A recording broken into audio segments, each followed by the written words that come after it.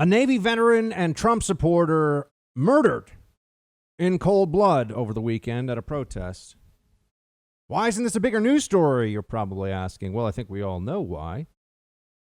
Lee Keltner, who had been a longtime hat maker in the Denver area, Lee Keltner was attending a protest, according to his wife, to show his support for police.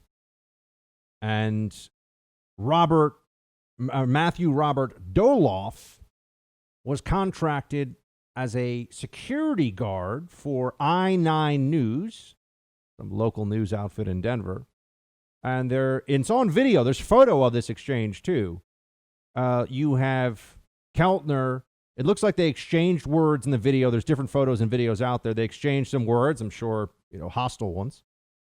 I think Keltner slapped Doloff across the face, and then at a distance of what looks to be about 10 or 15 feet, sprayed some mace out in the air. There's big photos of this all over the internet. And Doloff just drew his weapon and dropped the guy right there, shot him right in the forehead, killed him instantly. How he could think he was in any kind of real peril from somebody spraying mace from 10 feet away at a protest. Remember, there are police all over the place. This is broad daylight. There's a protest. This guy, Doloff, just pulled and shot him right in the forehead. I'll also tell you this.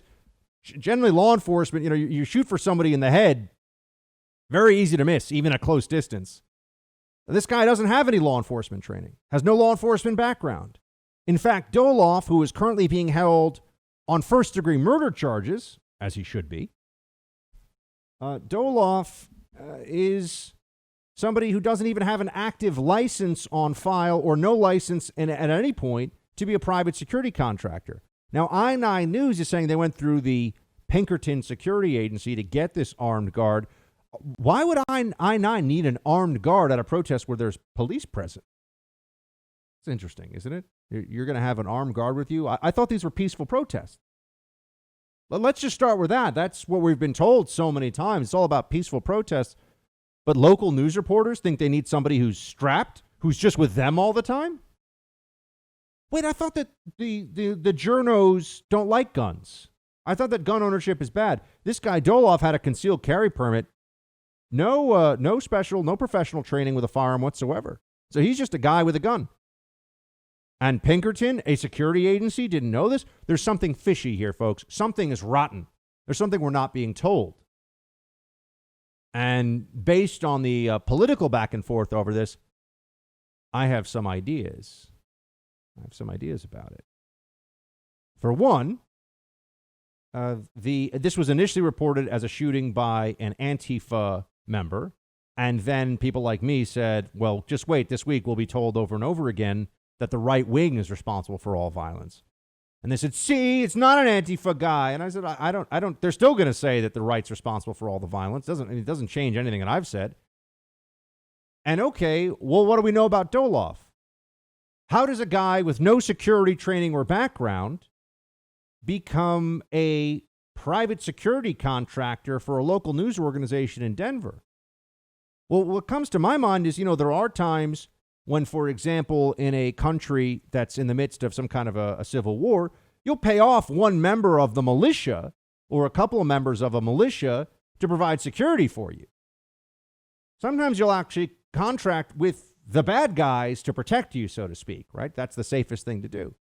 If you're going to go into parts of Lebanon, you ask for permission, Hezbollah. So I have to wonder here, and this is analysis. I am piecing this together. I have to wonder if this was a situation where they thought the best protection for I-9 was to have a guy who Antifa knew and didn't have a problem with. Now they're going to say he's not a member of Antifa. They don't know.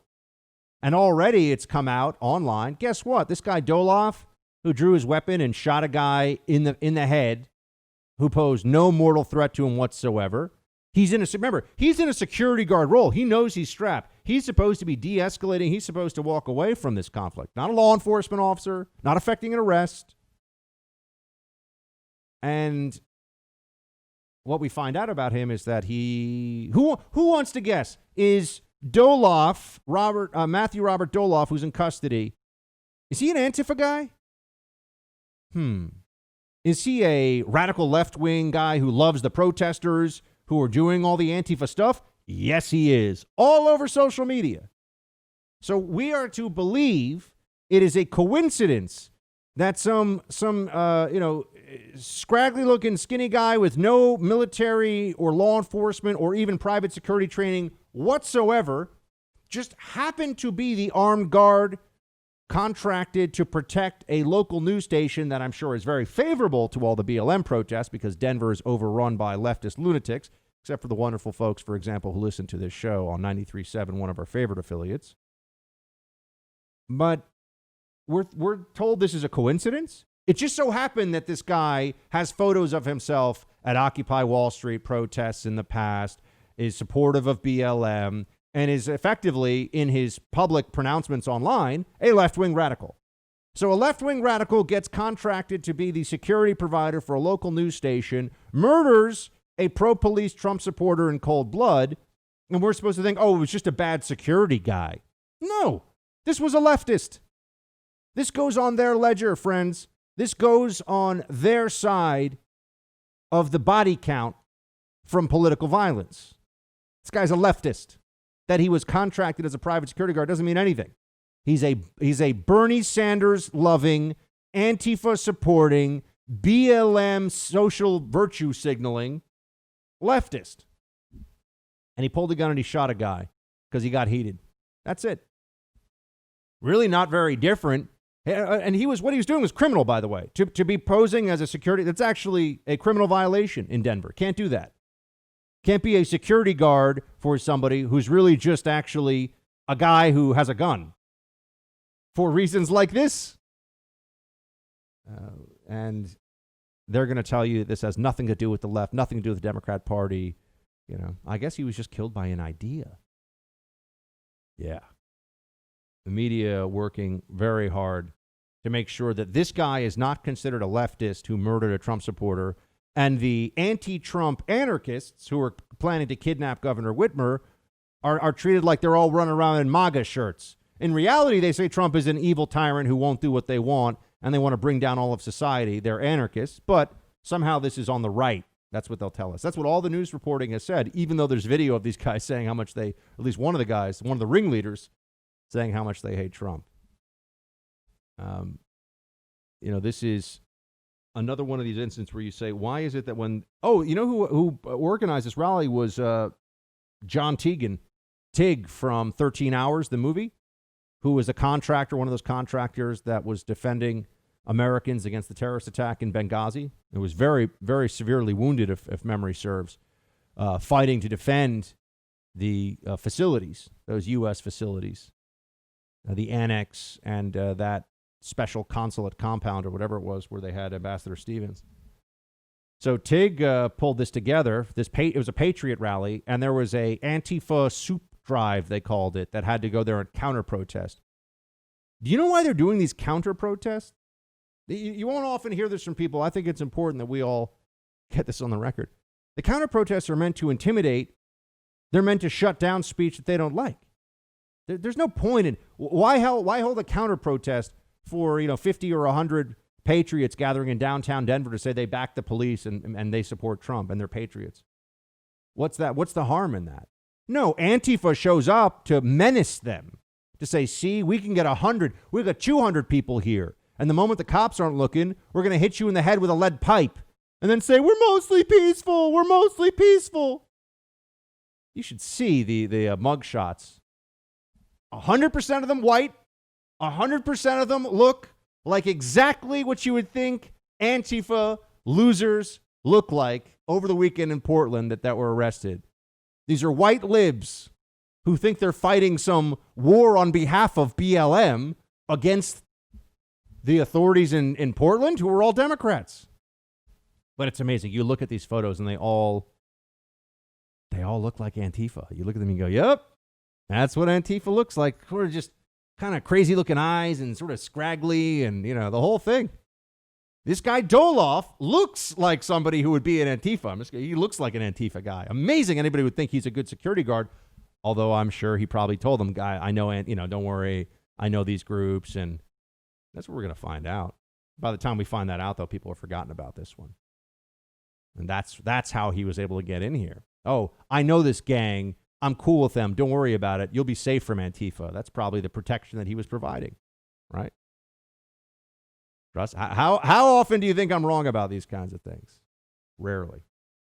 So we'll see if the Denver police, I don't even know how left-wing they are and how willing. And when I say the police, I'm talking about the brass. I'm talking about the people running the department, whether they're willing to get to the truth here or not. They are holding him on a murder one charge. And it looks like he's in a whole lot of trouble. This is not a justifiable use of force. If Keltner had jumped on top of him and was, pounding his head into the pavement or had a gun on him and drew for it, you're a security guard, you're in that professional role, you're armed, somebody else isn't, and you're getting rowdy with them. And if you see, there was a guy, I think he's a producer from I9, saying horrible stuff to Keltner and those around him. There was an instigation here. Political violence comes from the left once again. It's because the right doesn't believe in this stuff. It is not a mainstream GOP belief that if you're upset, if you're angry, you're allowed to hurt people and destroy things. It is a mainstream Democrat belief. Absolutely. And supported by our cowardly, disgusting enemy of the people mainstream media, for whom you should have nothing but utter contempt at this point. Contempt. Don't watch them. Don't listen to them. Get your news elsewhere. That's the only way to do it.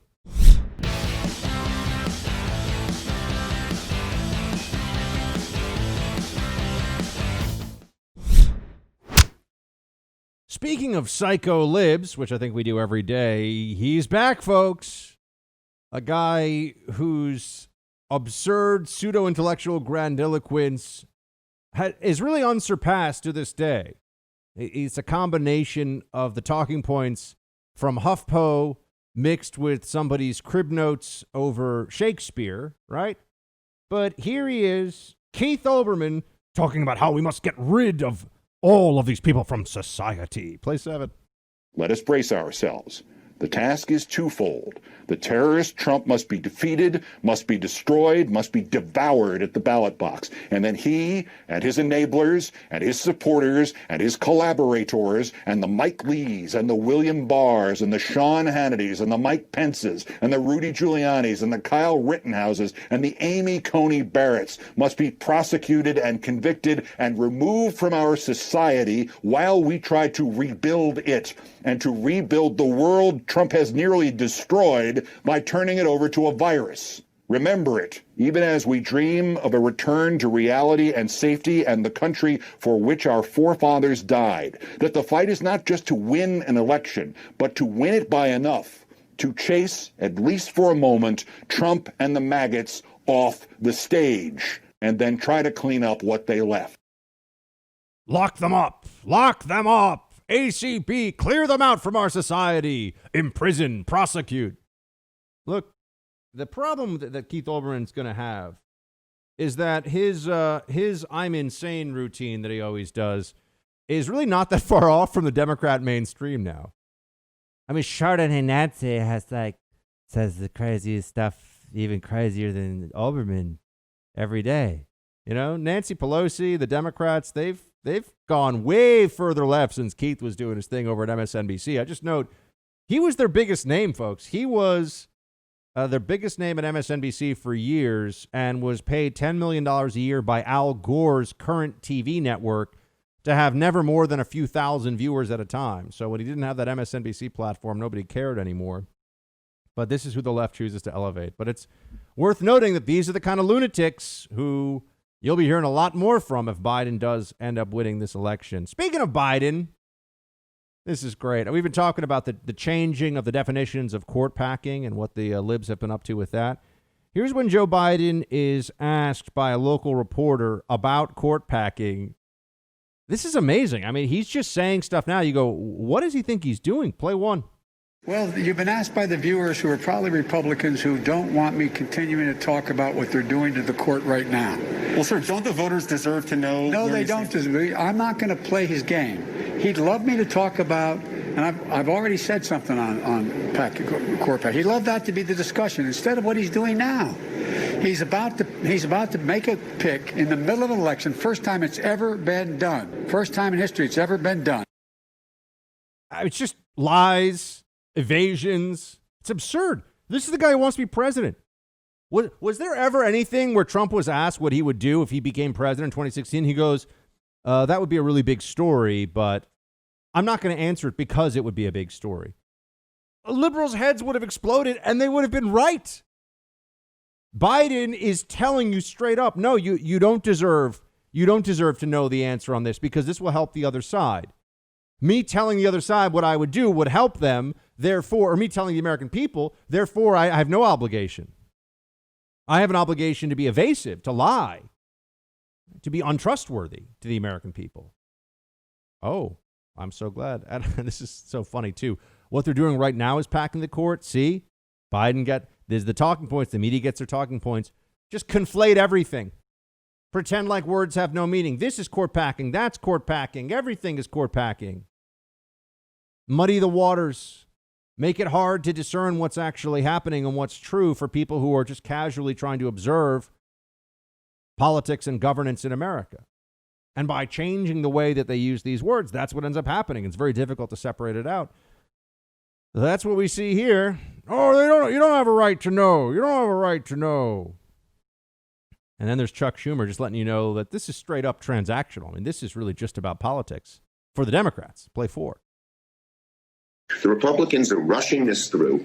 As you know, it's totally hypocritical. That will be a second theme we will mention today, after they held back Merrick Garland 8 months before a presidential election. And we know why they're doing it. The number one reason is to get someone on the bench who will undo so many of the things people need and turn the clock back. They can't do it themselves. They're afraid to do it themselves, although a lot of these Republicans voted 8 or 9 times to repeal ACA. And so they're trying to get the courts to do it. And I think the American people will look very unkindly on it. Yeah. Political stuff, Chuck Schumer's telling you. That's what the real draw is here. That's the real reason for all of this. Everything else is just blah, blah, blah, blah, blather. It is sheer nincompoopery. They have no process argument, no constitutional, no legal argument against this. So they're just going to throw everything they've got at the wall, see what sticks. And let's just all get ready for this. Amy Coney Barrett. Oh my, it's going to be quite a sight when the Democrat Party wages all-out war on this eminently qualified, brilliant, deeply impressive mother of 7. But it's the party of feminism, they tell you, folks. Sure it is.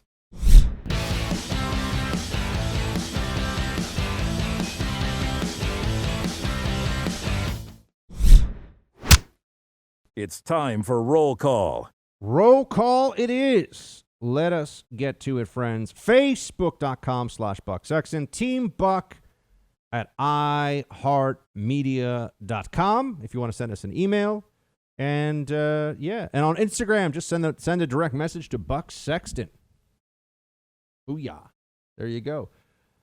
Michael writes, got your book in the mail, Buck. Can't wait to dive right in. Hope to get you to sign this one. You're a phenomenal patriot and my personal hero. Shields high, my friend. Well, Michael, that is very kind of you. I am humbled that you would say such nice things. It does mean a lot. I do really appreciate it. And I'm glad you are enjoying the Socialism Survival Guide and 8 radical predictions that'll come true after the election. You can get at bucksextonbook.com. And I think we're actually going to do an additional promotion with my friends at Stansberry Research coming up soon here. We can really get this thing out to the masses far and wide. But remember, I'm telling you about stuff that's happening not just right now and leading up to the election. I'm saying, look, this is what you're facing after the election. These are the big structural political problems. And I hope that everyone understands that each chapter and of the 8 predictions and 8 chapters in the book, and it's meant to be very readable, very quick, it's 220 pages.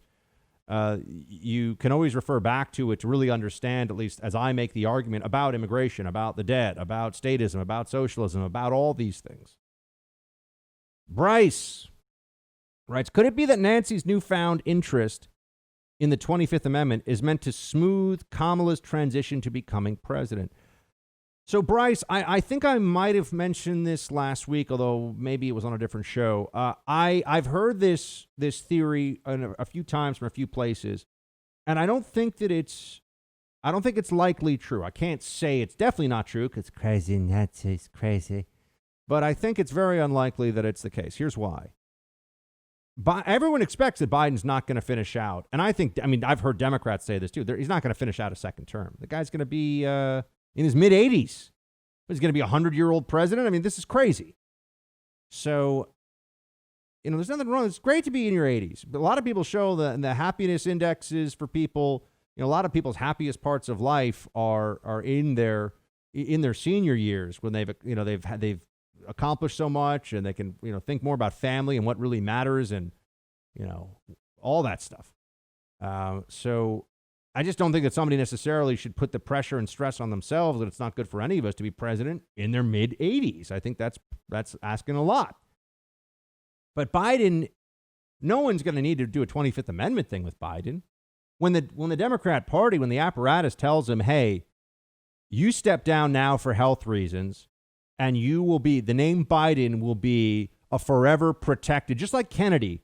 We're a lot of scummy, bad Kennedys, right? Like Teddy Kennedy, right? Guy drown a woman, philandering, alcoholic, nut job, right? But did the Democrats' bidding, and he's a lion of the Senate, Teddy Kennedy. So, I always think of, what is it, Producer Mark, is it Chief Wiggum from The Simpsons? Yes, Chief Wiggum. He's got kind of the Boston accent, right? You did sound like him for a moment. Right. There, yes. He's got sort of that, yo there, ich bin ein Berliner. Yeah. So anyway, wait, is that Chief Wiggum or is that the mayor? Am I getting the mayor confused with the mayor in The Simpsons? I think just now you did. Right. Okay. You're doing a different voice there. Right. Maybe right. Superintendent, whatever his name is, of the schools. Well, no, I'm thinking of, it's either the mayor or Chief Wiggum, who clearly has like a Kennedy-esque Boston accent. It's one of them. I don't remember. A lot of them have similar accents. Fair enough. So anyway, Teddy Kennedy was completely protected by the lib establishment media. And, there's also, there's also the reality here of Biden recognizing that for his future generations, he's going to want to have as much of the Democrat apparatus support as possible. So anyway, point is he can step down, be a hero to Democrats always and forever, not have to really do anything as president, and he will be the one who delivered the Democrats from Donald Trump for 4 more years. So they're going to love him forever. I mean, he will go down. Biden's children's children will get into Harvard, even if they're morons. Doesn't matter. They'll be able to write books about just being Biden, right? I mean, all this stuff will be, there's so much incentive for him, and all he has to do is step down, and no one's going to care about it. No, they're not going to have to push him out. I don't even think Joe Biden really, I think he wants to win the presidency. I don't know if he really wants to be president. I think he wants to play golf and make a lot of money, honestly. I don't think this is a guy who would see it as a big downgrade. Gets to be president for 2 years, so he will be president. So the ego is all covered here. The guy's obviously got a massive ego. The ego's all going to be covered up, but he gets to ride off into the sunset a hero. Who doesn't want that, right? It's kind of like Michael Jordan. You want to retire at the absolute peak of your game, or you want to come back at they'll do the Washington Wizards thing, and everyone's like, wait, he's not really Michael Jordan in the same way. And, no. So we'll see. But yeah, no, I don't think the 25th Amendment, I think it's all just meant to troll Trump. Oh, here, we got the president actually weighing in on that. Why don't we hear from him? Mark, play 15 for me. Well, I think she's talking about Joe Biden because, to be honest with you, he's the one that's got the problem, and obviously it's obvious to anybody that watches him speak. He's the one that has the problem, and they want to put a super radical left person in, like Kamala, who's further left than Bernie Sanders, and that whole thing is breaking up now because the left isn't getting what they want. All of a sudden, they're back into fracking and all the things that they talked about they wouldn't do, and now they're saying they're going to do them. And yeah, 25th Amendment. It's all a big ploy. It's a game. It's trolling the president. We're all quite aware of it. More roll call here. Buck, on life attorney, this is from Adam. On life returning to normal, what I will miss the most is not having to wear pants, shields high. Adam, I love sweatpants now. And it is when I have to put on adult, like normal person pants, which I've had to do occasionally, it's like, what are these? You don't like them. I've gotten really used to wearing sweatpants all the time. Sweatpants are great. I could wear them in black or navy blue so they dress up a little bit, but I don't know. Producer Mark, is that your go? Are you a sweatpants? I could picture you being a robe guy. I am not. I am at hotels a robe guy, but in the quarantine, it's been sweatpants pretty much every day. I think 5 times since March I've had to put on jeans. Well, when you think about it, sweatpants are the most comfortable garment for your lower half. So why aren't we making more of a thing of wearing sweatpants more? They're not the most functional when you're out. Yeah, that's true. Like I like a little pocket. I'm not going to ride the subway and have someone pickpocket me because I'm wearing sweatpants. Well, there are different kinds of sweatpants. Now they make these stretchy fabrics and things where they can look like dress pants but feel like sweatpants. I think that's the move. Oh, those sound great. I got to get they're some of great. those. I can send you some. They're good stuff. But yeah, no, Adam, I agree with you. The ability to continue to dress down and relax, max it and relax in is fantastic. So I'm all about that. I agree. Susie, when a couple of guys, they were up to no good, started making trouble in my neighborhood. I got in one little fight and my mom got scared. She said, "You're moving with your auntie and uncle to Bel Air." Remember that? Yes, everyone does. But what does that have to do with Susie? I forgot. I got into maxing and relaxing. That's why. Remember? That was yeah. a phrase. No, I know. Yeah, I'm just saying. If you can't recite the Fresh Prince theme song, are you really a '90s person? No, I watch the Fresh Prince all the time. I actually watch Martin, which I believe is the proper way the show was pronounced. Martin, all the time. Martin Lawrence's show. I think that was before my time. Yeah, probably a little bit. Dude, he was great. Bad Boys is, I think, an underrated movie. The Bad Boys, the original, is an underrated movie. Really holds up. With you. Yeah, it does. It's a good action flick. It's so much better than the Miami Vice remake that was done years later with Colin Farrell. Because, let's have an Irish guy play Crockett. What are we doing, America? And Jamie Foxx as Tubbs, who was better as Tubbs. But, I mean, the Crockett, Colin Farrell, he had like this ridiculous blonde mullet. It was horrible. Horrible movie. I've seen it a few times. Anyway, Susie, let's get to what you have to think and say. I think Trump should set up his own debate without the CPD with Biden with 2 moderators. One, the Trump campaign picks and the Biden campaign picks. Perhaps that way we could get balanced questions and the moderators could keep each other in check instead of turning it into a 2-on-1 debate. It could be outside and social distance following current scientific research for protection for in-person events. I also think a timer should be added where the audience can see how long the candidate has been speaking when the moderator tries to cut in. It seemed like Pence was getting cut off the moment he was getting momentum regardless of his speaking time. If rules are rules, let's show everyone is held to them equally. Well, Susie, the Biden campaign just doesn't want to, they don't want to do this again. They don't want to go into another debate situation. I think that they believe these polls are nuts. I'm seeing polls of Biden ahead 7 points, 11 points. They're preparing the Democrats for, I think, a huge disappointment, which God only knows how they're going to react to that. Because there's no way Joe Biden's winning this election by, first of all, that winning it by double digits is fantasy land stuff. It's going to be 1 or 2% of the electorate that determines this. Probably 1% of the electorate that determines this whole thing.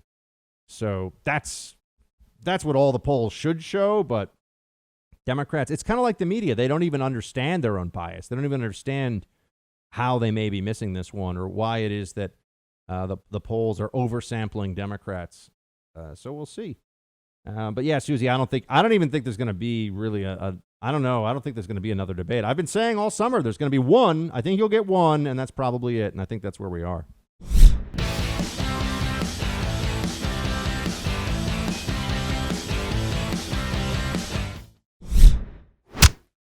Back into roll call. Remember, if you want to be a part of this fun, send us an email, teambuck@iheartmedia.com.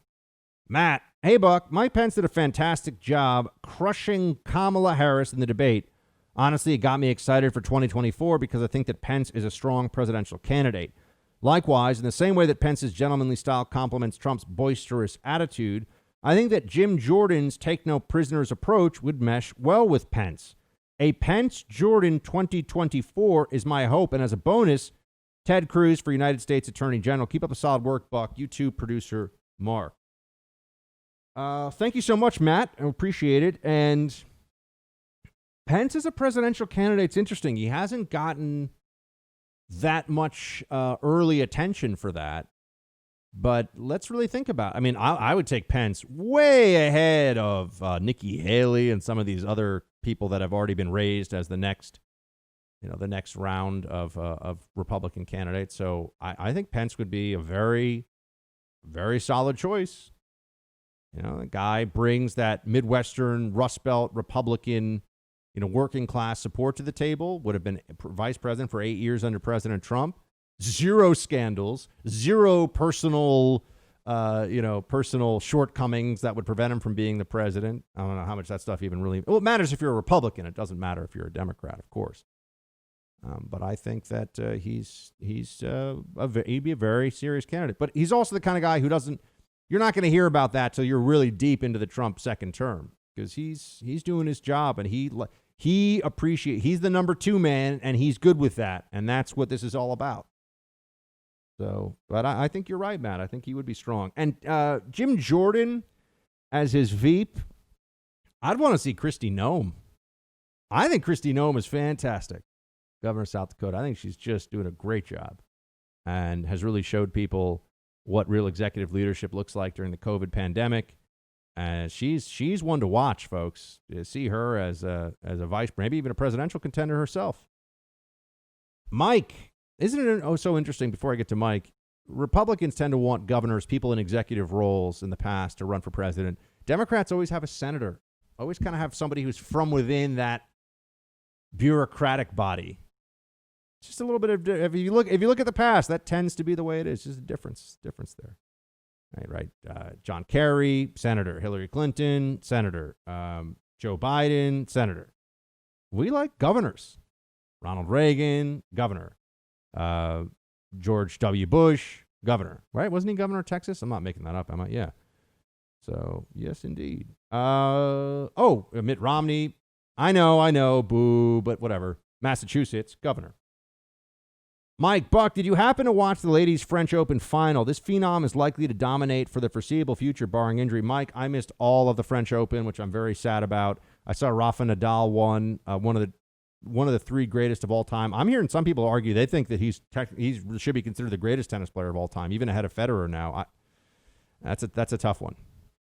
That is a tough one. I did see that the NBA finals happened, and I asked producer Mark about this because the ratings were down hugely from the last NBA finals, 70%. But Mark had a very important context for this. Mark, what was why were the ratings down so much, in your opinion? Or what are some of the reasons for it? In my opinion, it would be, well, first of all, the game was a blowout from the very beginning. It was like a 20, 30-point game the whole time. And it was competing with Sunday Night Football, playoff baseball. I think there was some tennis yesterday. And, I mean, NBA finals aren't normally in the middle of October. So. Yeah. So a lot of changes on that one.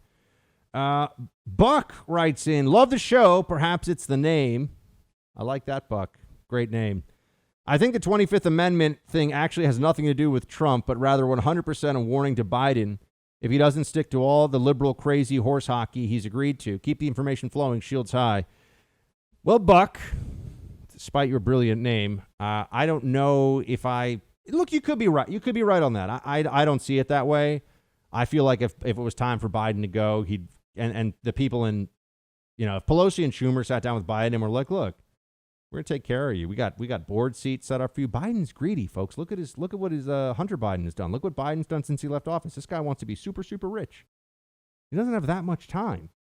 You think he really wants to be president for 8 years? This guy gets to be president for 2 years. The best deal for him is to beat Trump, be president for 2 years, hand it over to Kamala right after the midterms, and then walk away as a timeless hero of the Democrat left. And so, look, if I were Biden's, personal life coach, I'd tell him that's the move, buddy.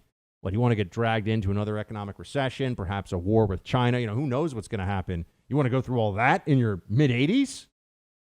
I don't think so, friends. That's the show for today. Please pass the buck. Get somebody new in this election season to listen to the Buck Sexton Show. Best way to do it is just send them an email or a text message with a link to the podcast. We'll put it out on social media. Until tomorrow, shields high.